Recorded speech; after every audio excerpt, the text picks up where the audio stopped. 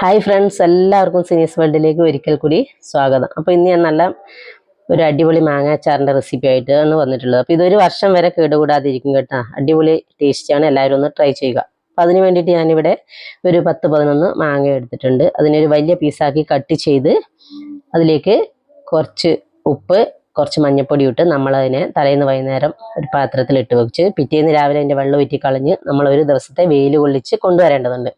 അപ്പം അങ്ങനെ വെയിൽ കൊള്ളിച്ച് കൊണ്ടുവന്നിട്ടുണ്ട്. അപ്പോൾ പിന്നെ നമുക്ക് വേണ്ടുന്നത് ഇതിൻ്റെ മസാലക്കൂട്ട് റെഡിയാക്കലാണ്. അപ്പോൾ അതിന് വേണ്ടിയിട്ട് ഞാനിവിടെ ഒരു ബൗളെടുത്ത് അതിലേക്ക് 4 ടേബിൾ സ്പൂൺ പെരിഞ്ജീരകം, 2 ടേബിൾ സ്പൂൺ ഉലുവ എന്നിവയിട്ട് മിക്സാക്കി പിന്നെ നമ്മൾ ഒരു കടായി സ്റ്റൗവിൽ വെച്ച് അതിനെ ഒന്ന് ചൂടാക്കി എടുക്കേണ്ടതുണ്ട്. അപ്പോൾ ഒരു കളർ മാറി വരുന്ന ആ സമയത്തേക്കും നമ്മളിതിനെ ഇറക്കി ഒന്ന് തണുത്തതിന് ശേഷം നമ്മൾ ജാറിലിട്ട് ഒന്ന് പൊടിച്ചെടുക്കേണ്ടതുണ്ട്. നൈസായിട്ട് പൊടിക്കണ്ട, ഒന്ന് കുറച്ച് തരുവേൽപ്പോടുകൂടി പൊടിച്ചെടുക്കുക.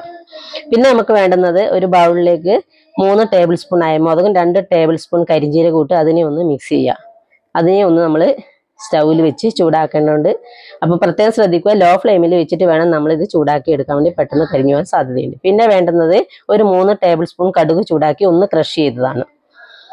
പിന്നെ വേണ്ടുന്നത് ഒരു ബൗളെടുത്ത് അതിലേക്ക് നമ്മൾ ചൂടാക്കി വെച്ച ഈ പൊടികളും എല്ലാം ഇട്ട്, കടുക് പൊടിച്ചതും എല്ലാം ഇട്ട്, ആവശ്യത്തിനുള്ള മുളക് പൊടി ഇട്ട്, 1 ടേബിൾ സ്പൂൺ കായപ്പൊടി ഇട്ട് നമ്മളൊന്ന് മിക്സ് ചെയ്യുക. കുറച്ച് ഉപ്പ് ഇടുക. പിന്നെ നമുക്ക് വേണ്ടുന്നത് എണ്ണയാണ്. അപ്പോൾ ഒരു 1/2 കപ്പ് എള്ളെണ്ണ ഞാൻ ചൂടാക്കി ഒന്ന് തണുക്കാൻ വെച്ചിട്ടുണ്ടായിരുന്നു.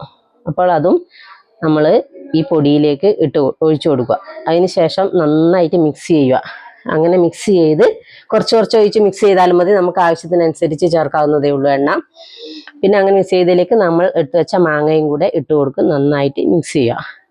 അപ്പോൾ നമ്മളെ മാങ്ങ അച്ചാർ ഇവിടെ റെഡി ആയിക്കൊണ്ടിരിക്കുന്നുണ്ട്. അപ്പോൾ എല്ലാവരും ഒന്ന് ട്രൈ ചെയ്യുക. ഇനി ആർക്കെങ്കിലും വായിന്ന് വെള്ളം വരുന്നുണ്ടെങ്കിൽ ആ ബെൽ ബട്ടൺ ഒന്ന് ക്ലിക്ക് ചെയ്തേക്കണേ.